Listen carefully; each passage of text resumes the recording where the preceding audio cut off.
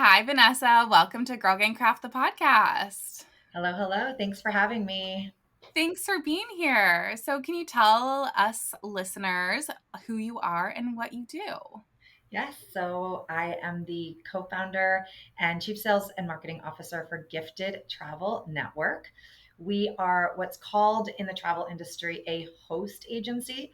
So, essentially, what that means is we are an umbrella company for about 400 as of today, 400 independently operating travel advisors around the United States. And so all of the travel advisors, they operate under their own brand, their own identity, not Gifted Travel Network. So we're not a consumer facing name and brand, but our business exists to support the selling travel advisor. And so we aggregate the volume of sales together so that they can better run their businesses, and we support them in a variety of ways through operational support and education. So that's a little bit about GTN. Amazing. Okay, so question. What is the point of a travel agent in this modern society when we can book things ourselves? Oh my gosh. I love this question. It always baffles me that that question is still a question, but I totally understand why it is, because the internet really disrupted the travel advisor or travel agent. You'll hear me say travel advisor because it really is a service based profession. An agent is very transactional, and so an agent implies, you know what you want, so here you go, book it for me. And that's what you needed to do before the internet, when travel advisors were on Main Street USA, and you walked into their place of business, you took a brochure off the rack, you sat down, and you couldn't book it any other way but with a travel agent. So the internet, as well as airlines, now a few decades ago, at that point they stopped paying commission, and they also disrupted the business model. And so for a long time, like, you literally couldn't even book a ticket without a travel agent, right? So with the internet and the disruption, travel agents went home based. And so what happened was is that they lost their visibility to mainstream. And a lot of travel agents, their passion is selling travel and learning the destination, not being online marketers and learning how to increase their visibility. So I know that's not the direct answer to your question, but I think it's extremely important to provide that context. And so what happened is that a lot of the direct consumer, started not realizing that they needed a travel agent, especially because a lot of people can now go online and book a trip, right? But the pendulum has completely swung to the other side now, because now we're in information overload in the digital age. Now, there's always going to be a segment of the population that just wants to book travel themselves. There's going to be even people with a high touch mentality and a service based sort of mentality that also just want to book a quick weekend for themselves. They don't want their travel advisor. But then there's a very large portion of the population that, especially in the luxury segment, that really recognize the need for an expert to cut through the noise, because you don't know who left that review for that hotel. You don't know about the fact that that little restaurant that everybody's talking about just closed 2 months ago. Like, you don't know, right? What you want is to work with a travel advisor that has boots on the ground, experts in every country. That's their profession. I mean, the same could be true for, think about something else in our life that we need a service provider for. I'm like, could I change the oil in my car? Yeah, I could. But I don't. I take it to the dealer because I need them to really look at my car and see what else is going on, because they're the experts, right? It's the same thing with a travel advisor. And I'll end with this particular question with, like, just because you can doesn't mean you should. Hopefully that gives you some context. Yeah, I think that absolutely the oil changing thing makes sense too. And just time saving. I know a lot of folks listening Time. to are trying Yes. to really perfect their time management and, maybe have some So extra money true. to spend, but not extra time. And so I can absolutely see why having an Yes. expert in those spaces makes a lot of sense for those folks who are busy and maybe don't care to go through all the train schedules and find all the reviews for the restaurants, etc. Exactly. And especially when you're dealing with high trips, your time is very valuable, as you just extremely, as you just outlined, which is extremely important. And your investment, you're going to Europe, multi-country, even cruising now, which might seem straightforward. There's so many different options out there. You want to make sure that you're working with somebody that can sort of translate all that's available for you and to cut through the noise to make sure that you are maximizing your vacation dollars. So, do most advisors have like a specialty, like a physical area of expertise, or can you tell me a little bit more about Yeah, that? that is a very good question and a very common question. And it depends, which is my seems to be the common answer that we usually give to this question. So there are definitely travel advisors that have an area of expertise in a specific destination and or a specific type of travel. Um, but what is actually more common is a travel advisor has a specific demographic uh, specialty of the population. So, and very niche too. Like the travel advisor, I know we have travel advisors that specialize in working with winery owners and wine clubs and taking wine club members on wine theme focused experiences around the world. Do they know everything about South Africa? No. Do they know everything about the wine, traveling in the Mendoza region in Argentina? No. But they know, they're experts in their clients. They know how they like to travel, what types of things are important to the traveler in terms of how they want to experience a destination and how they want to be scheduled. And then the advisor will then partner with a boots on the ground company, which in the industry is known as a destination management company, that is not consumer facing, that the general traveling population does not have access to. They literally just exist to support travel advisors. And then that's their expert in the country. And then the travel advisor, explains what they're trying to bring to life for their client.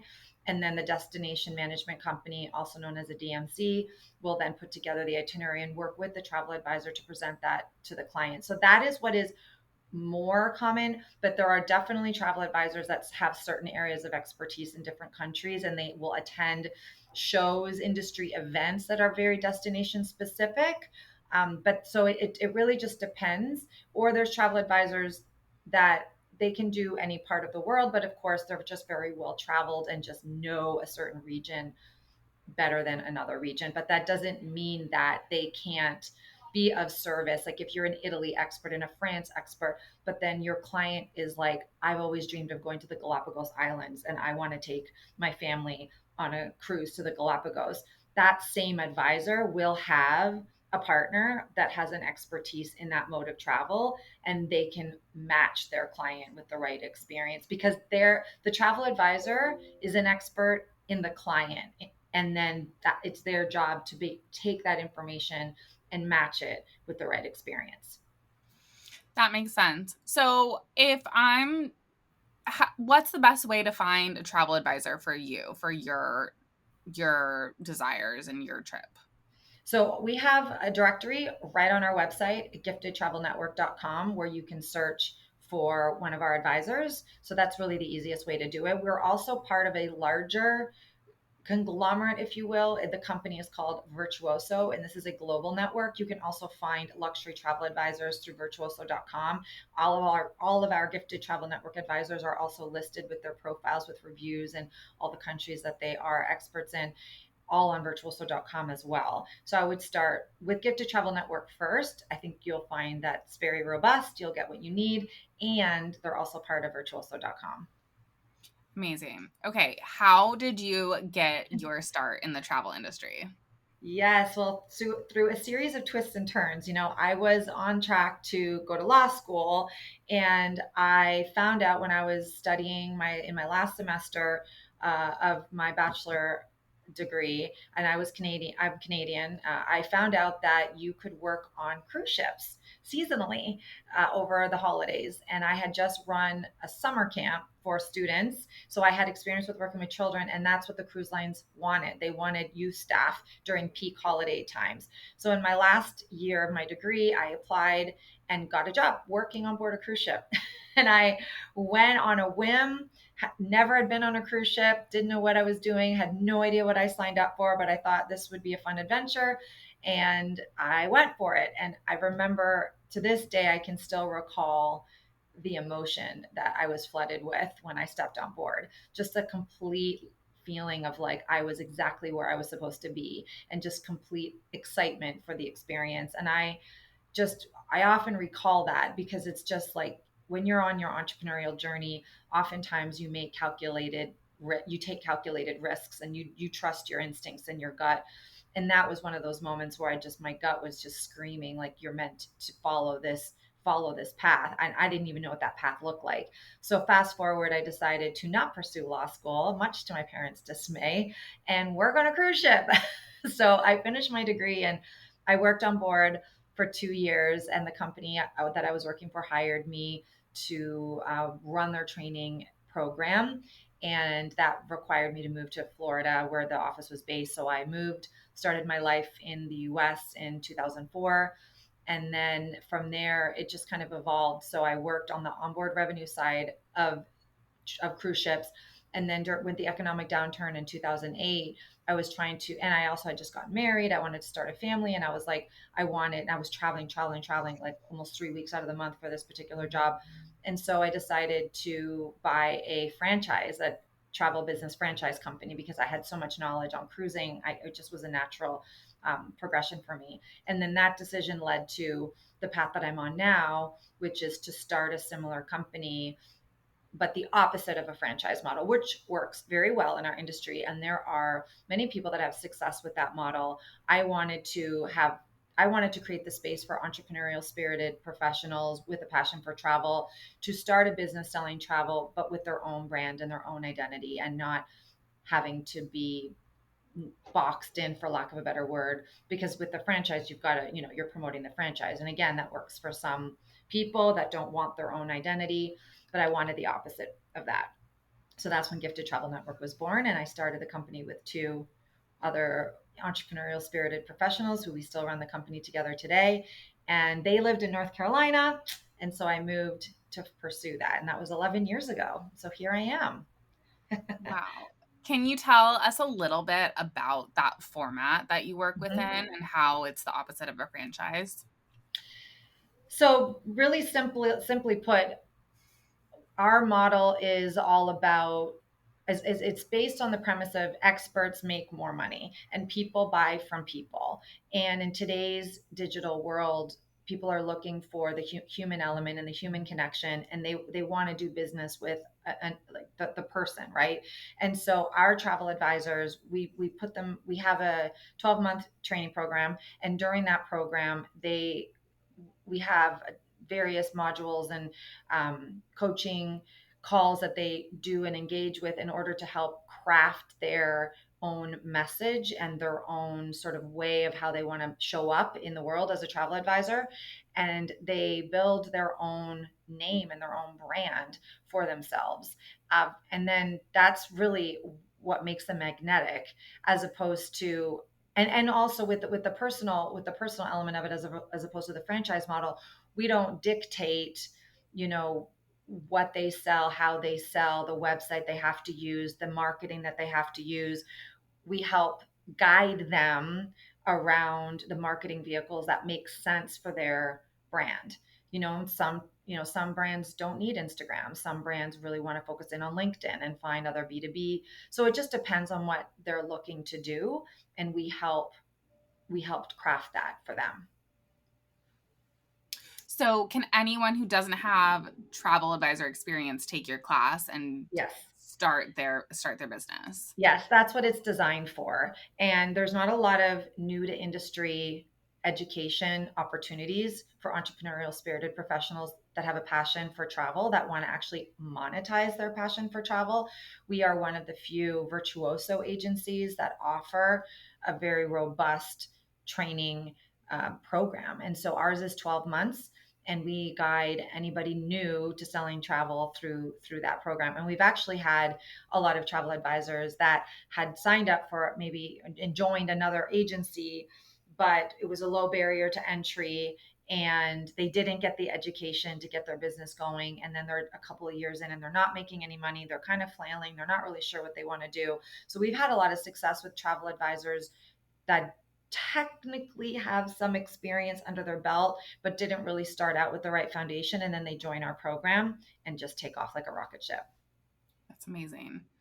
Okay, switching gears a little bit, what does your day to day look like? Oh, it does. There is no consistency. My day to day is that there's no consistency. So I mean, I am a traveling, working mom. So I will tell you that my day started off with taking my 9-year-old to a doctor's appointment. And then I flew into the office where I am right now to be ready for this podcast. And then I have a travel partner coming in to meet with me in person. I am also doing a coaching call for one of our top producing advisors as part of their benefits of being a part of our top producers club. I have an executive meeting at the end of the day. Last week, I was in Barcelona. I joined the Ritz Carlton yacht, their newest super yacht, Ilma, on a 3-day sailing ahead of their revenue sailings to sort of celebrate and what's called shake down the cruise before the paying customers come on. And that was pretty extraordinary. And the week before that, I was in Vegas attending the largest global gathering of luxury travel professionals. So every week is different. Every day is different. There's no consistency. And how do you take care of yourself? How do you yeah, how do you take care of yourself throughout this, and how do you plan your schedule? Well, I live and breathe on my schedule. If it isn't in the calendar, it is not happening. Like I will literally put in drive home because I have to buffer time to actually get from one place to the next, especially if I'm home and I'm taking kids to different activities and things like that. So, how I handle all of the moving parts really boils down to one word, and that is intentional. I'm very intentional, I'm very organized. I'll take time on the weekend, look at my calendar with a fine tooth comb, see if things are bumping up against each other, maybe just a little bit, add in some buffers, put in some blocks. If I know that I need to really comb through my inbox and do some follow up, I'll make sure I block off time for that. So, from a practical standpoint, I do a lot of calendar blocking and I put everything in my calendar. From a sort of energetic standpoint, I am a big fan of meditation. I actually converted one of our closets into a meditation room. And I find that if I start my day, and sometimes I'm just super tired and I just go and sit there in the dark and listen to, some music, or I listen to a meditation on YouTube, or I go to the Insight Timer app and put something on. And sometimes, admittedly, like when I'm very jet lagged and I'm just tired, I'll just sit there and just kind of be calm before I start my day. And I always want to get up before my husband and the kids to kind of have that rhythm. And then other days I'm a lot more rested and focused and really lean into meditation. But having that moment of calm before I start my day has really, really helped me. And of course, I'm powered by caffeine for the rest of the day. So cheers to that. So those are just some of the ways that I keep myself on track. I love that. Do you have a magic spell for jet lag? Oof. I just pretend that it's not a thing. I'm like, jet lag is not a thing. Sleeping pills are my friend. I've got some really good ones. So, like, I know that if I didn't take a sleeping pill last night, I would have woken up at 3 o'clock in the morning. And so, when I'm trying to get back on the rhythm of the East Coast time, I have to take something at like 9 o'clock at night just to make sure I sleep all the way through the night. And then once I'm on that routine, staying hydrated is key. I subscribe to IV subscription, so I go to a Mm. clinic every month and and get a super immune IV. And if I'm traveling a lot, like in August for our big event in Vegas, and then I go to another big luxury conference in the south of France in December. So for August and December, excuse me, I'll do 2, sometimes 3 IVs a month to help me stay hydrated. And I found that since I started that routine, I don't get sick as often, or I really haven't had.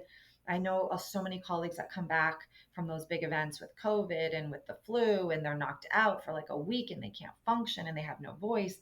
That doesn't happen to me, thank goodness. And I really think that getting that IV plays a huge role. Wow, that's huge. Yeah. Okay. I want to talk about this luxury thing Okay. because I think it is a challenge for a lot of our community listening Okay. to hone in on their audience and to charge more. Mm, In both the product business niche and in service based businesses. I don't know. Do you have any advice? Like how mhm, do you sort of step into a luxury label or step mhm. into charging more? And also, there's chaos behind me, so I don't know if you can hear this, listeners, or if you can hear this. There's something going on in the streets right now. Oh, it's all Anyways, good. It's all good. So, first of all, luxury is a mindset and luxury is subjective. As I tell for our travel advisors, for some, luxury is, a $15,000 trip, and for others, it's $150,000 plus trip. And we just had an advisor that one trip for a family of four to Africa was $1 million. So, the range of luxury, know that luxury is subjective. And so you have to know that you cannot look at luxury through your own personal lens Mm, as a service provider. You have to meet your clients where they're at. And if you are in luxury and or you're trying to elevate your services, your brand, your language, your vernacular, how you show up in the world to better align with an affluent client that will pay and value your services, you have to think about that client and then you have to meet them where they're at. And just because you can't walk into a high, luxury goods store and drop $5,000 on fill in the blank purchase doesn't mean that you can't be of service to that professional. mm, I guarantee you that the people who work in a Louis Vuitton store aren't don't have a $5,000 budget for their own Louis Vuitton, like straight without some kind of store discount. So first you have to evaluate or almost take like an inventory of your own mindset beliefs around it, because that's really at the heart of it all. And you are a service provider, and you are, regardless of what, if you said that your audience is a lot of service providers, and just like travel advisors are, and so you're just offering a service, and so you have to figure out what mindset blocks you have around charging your fees. What are the stories you're telling yourself? And oftentimes it's like that thing that's like right here that everybody can see that you can't see. So if that's the case, if you feel like you're blocked, I would hire a coach.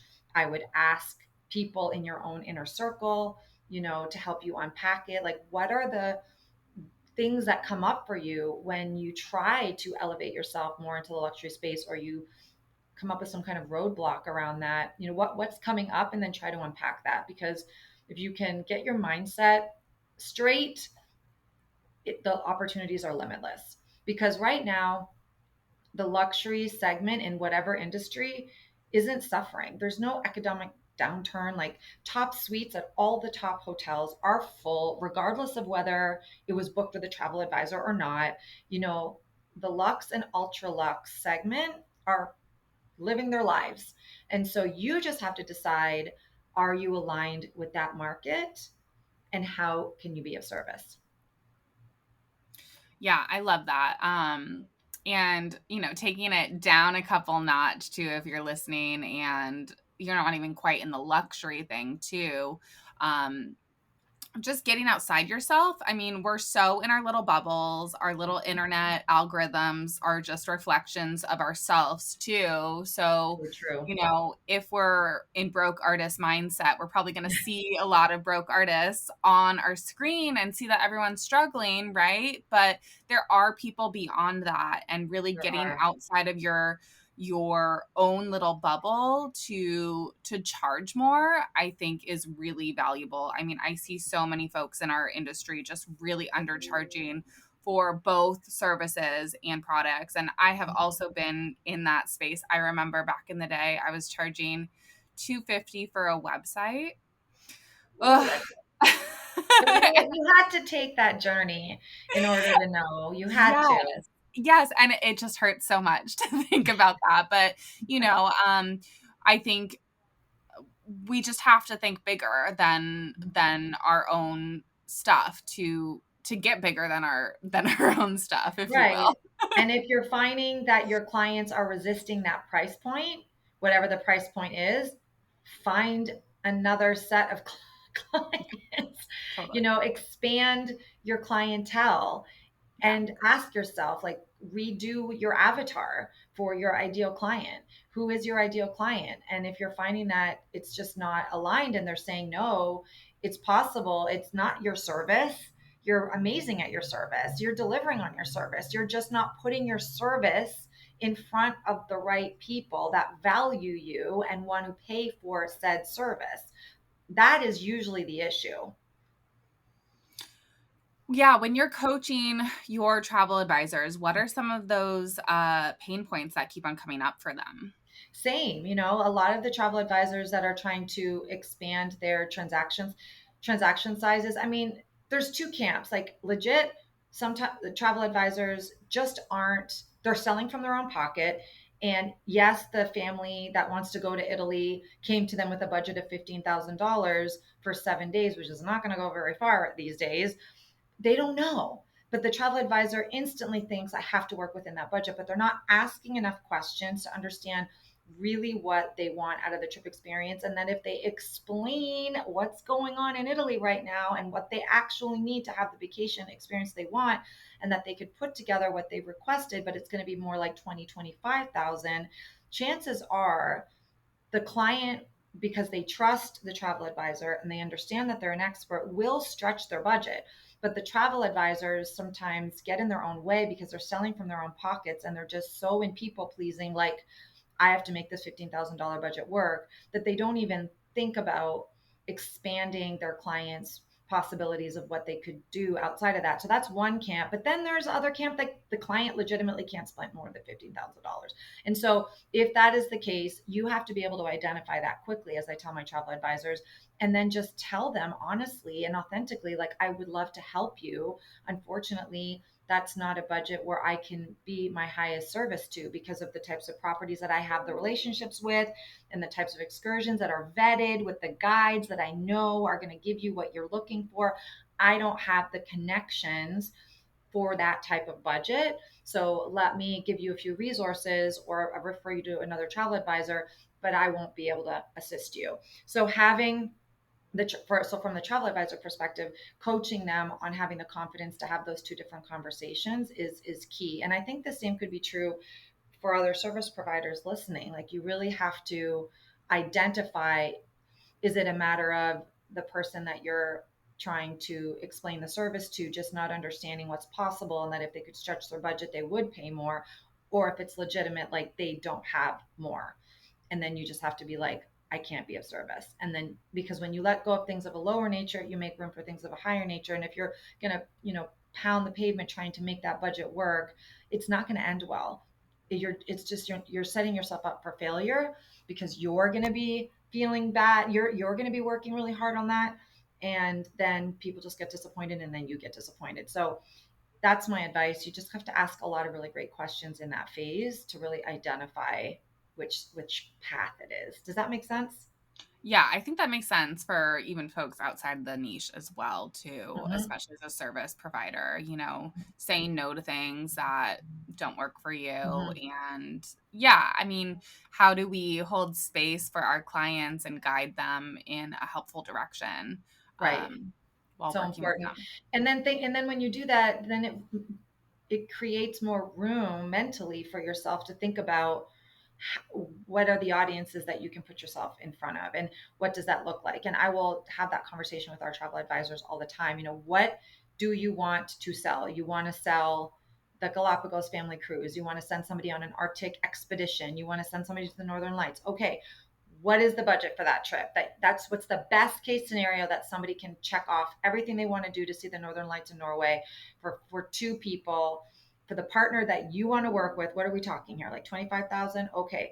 You want to fly them in business? Okay. So 30,000, whatever that price point is. And then you got to ask yourself, who is that client? Who is that client? Where do they shop? What do they consume? What cars do they drive? Where are they hanging out? What magazines do they read? What do they, who is this client? And then you got to put yourself in front of that client. So market the same way other goods and services that client is consuming. You could put yourself align with those other companies so that you can be in front of that same client. Yeah, absolutely. And what are some of those avenues that folks are using to get in front of those clients? Are we talking ads here, social media? It really just depends on what they're looking to market. I mean, we have advisors that will sponsor. I was just talking to one of our top producers yesterday about sponsoring a table at a charity event in her high net worth affluent area in Alabama. And so she's going to partner with one of our cruise partners that's going to give away a cruise. In exchange, she gets a table at at a charity event where very wealthy people attend. So that's one way to get in front of that audience. You could partner with a real estate agent as well for various in-person events. You could do marketing in a community magazine to particular zip codes. Direct mail still works very well. We have a lot of direct mail programs through Virtuoso that convert because people open their beautiful, travel and leisure style magazines and they're like, I want to do that exact trip to Napa that I saw in that magazine. And then they call their travel advisor that sent them the magazine. So like any answer to any marketing question, it's not linear and you can put yourself in front of that client in a variety of ways. Social media plays a role for sure. Again, it depends. Like if you want that baby boomer retiree client with disposable income, you probably don't need to be on Instagram, So it just depends again who your client is. Yeah, I think that's great advice. Do you have any travel tips? Any like basic travel tips or that you want to share with us? Basic travel tips I think I shared before, which is in today's well, first of all, pack your patience. I think that's the biggest travel tip right now.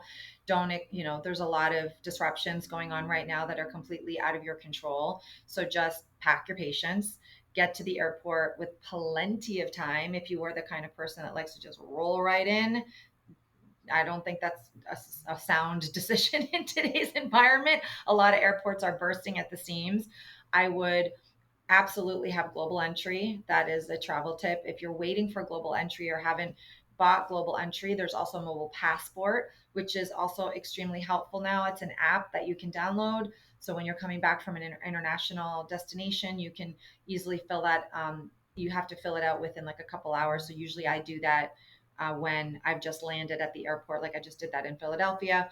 You fill it out, and if it's already saved, and then it just submits and it's live for 2 hours. And then you can bypass a lot of lines with mobile passport. So you don't need global entry, but global entry is definitely more standard. So you want global entry. I would also invest in Clear.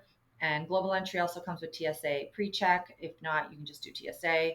So And a lot having of our those, credit cards support yeah, that, right? they do. A lot of the Amex Chase. Platinum gives a Clear membership for the year, as well as, and also Global Entry, I believe. So definitely there's some credit cards. Definitely choosing your credit card. Amex Platinum also gives us access to obviously the Amex lounges, which are a little tricky these days because they're actually quite full. But now Chase is getting on board that bandwagon, so there's an opportunity there.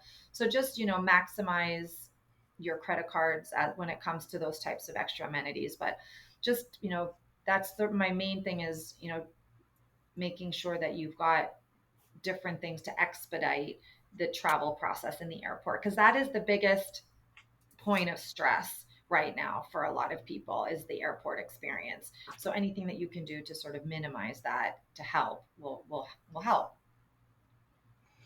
Yeah. Um, and then any advice on the ground? I mean, you've said excursions too. Um, I don't know. Any advice for like finding the right activities for you? Use a travel advisor. Of course, that's my standard answer.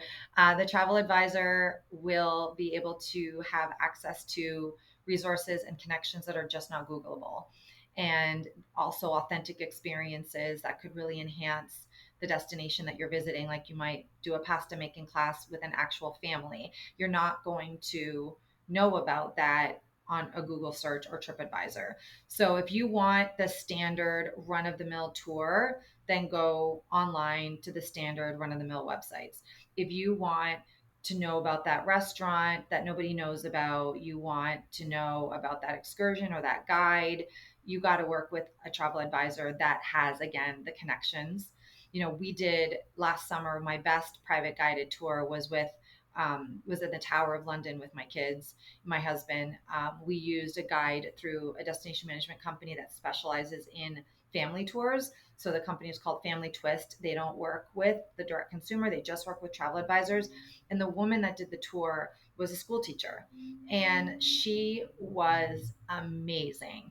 And I dragged my kids on a ton of tours last summer. But this tour, like the way she brought the Tower of London to life, we would never have been able to replicate that with the guides that were there dedicated for the Tower of London.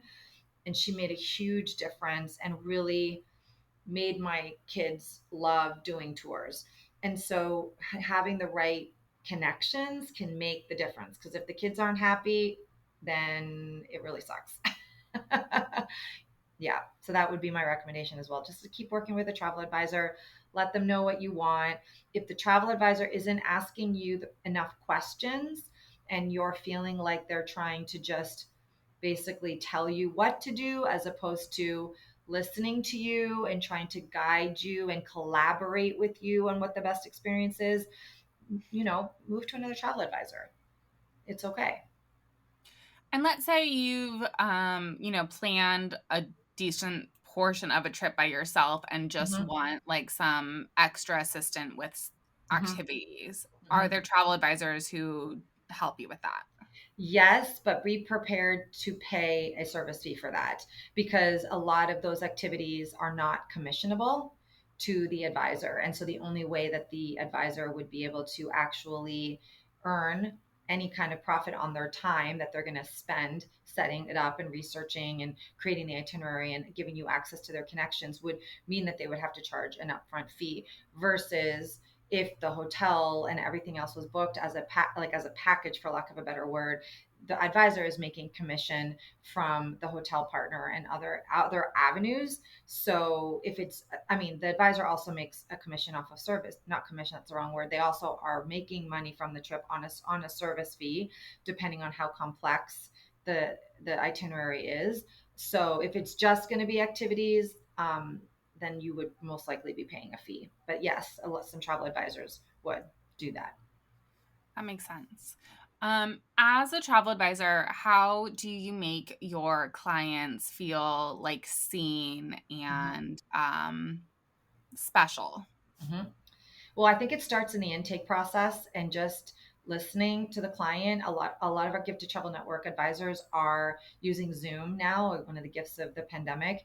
And so how you can make your clients feel seen and special is by just listening and connecting with the client and letting them know that you genuinely care about ensuring that the trip is exactly what they want it to be and that is seamless from beginning till end. Because you have to also remember that we often hear that the most exciting part of the trip is the moment you book the trip. And so you want to really capture that in the booking process. So our travel advisors will use video calls so that you can feel the energy of the advisor through that as well. So that's another way that you can show that you care and show that you're taking care of them. In addition to that, when the client is actually on the itinerary traveling, travel advisors will leave notes, or they will leave gifts, or they will do check-ins, or they'll be on like a shared WhatsApp and they'll just be sending messages. So you can be doing that. I know travel advisors that will follow their clients on social media and then grab a photo that they saw their client post and then use it to send to them when they got home in like a frame or a card or just something to remember the trip by. Our travel advisors are now gearing up for the Thanksgiving season. A lot of our advisors will do a gratitude campaign and send gifts to their clients regarding the destination. Or if their client booked a big trip for like now coming up for the following year, they'll send packages to the family related to the upcoming trip. So if it's going, Italy, maybe balsamics and olive oils and something Italy related to get them excited. So our travel advisors at Gifted Travel Network are super creative and super thoughtful. They're very high touch, It's not transactional. They know their clients and they meet them where they are. I think that's really sweet. And it's good business technique too. I mean, Right. how can you really uh, support your client throughout the whole experience from that first touch point to the last Mhm. touch point, to even past the package, with those gifts and notes, Exactly. and building the excitement for the actual package. I mean, I think that translates to a lot of services, even a lot of product based businesses too. Like, how can you make your website for purchasing really exciting? Like, how is your Right. package being sent to, so I think that gratitude also goes a long way as well. Right. And it doesn't have to be this big investment in terms of money. You can find lots of ways to make your clients feel special without, especially if you're in startup mode and you've got a limited budget, there are always ways to do a special touch point to make someone feel good without spending a lot of money. Yeah. Any last advice for entrepreneurs who are building their business? Entrepreneurship is one big personal development boot camp. It is not linear, as you heard me say before, in relation to marketing. You're going to have highs and lows. And so, learning how to navigate the peaks and valleys of the journey is critical. Taking care of your mental health and building strong mental muscle to not internalize and beat yourself up and hold on to things that didn't work out or didn't go as you planned is critical. If you are a perfectionist and need to control the conditions, you are going to be miserable as an entrepreneur. You have to let go of the oars. You have to trust. You have to course correct. And you just have to embrace the journey. And then that's part of it. And if you are not doing that, you are resisting and basically fighting the current uphill all the time. And that leads to burnout and exhaustion. You just have to let go and trust and know that things don't always work out the way they were meant to. Clients don't materialize the way you thought they were going to. But oftentimes I see entrepreneurs, not just travel advisors, I have a lot of friends that are entrepreneurs in other industries, that they just internalize it and they hang on to it and then it manifests physically in other ways. So you've got to learn to make peace and to move through, and it's a process, and there's great joy in the entrepreneurial journey. But it is a mental muscle, and especially for those that came from an employee background where they had a boss and they got reviews and they had to ask for permission and they had to put in their vacation days, like that environment. Know that that is the biggest shift, is the mindset from being an employee to being an entrepreneur. And it's not like one day it clicks. It's not like one day you're like, okay, I'm done thinking like an employee now. That keeps creeping up in lots of different ways. So just being self-aware will help you on that journey. That's great advice. Okay. Okay, Vanessa, this has been lovely. Where can folks find you for both travel services, or if they want to take your course and dive into the travel world in that capacity? I would love to hear from your listeners. So, broadly, of course, giftedtravelnetwork.com. You can click on the training tab and learn about our travel MBA program. This is our 12-month new to industry training program that if anybody is listening and you're thinking, "Wow, okay, I think I could be a luxury travel advisor. I'm very well traveled. I have a passion for it. I want to monetize it." So, you can check out that program. Otherwise, if you're listening to this podcast and anything I may have said resonated with you, I'd love to connect with you personally. The best platform for that is LinkedIn. And you can find me on LinkedIn at Vanessa McGovern. Send me a connection request. Let me know you heard this podcast, and I'd love to connect with you and learn about your business as well. Amazing. Okay, thank you so much, Vanessa. Thank you.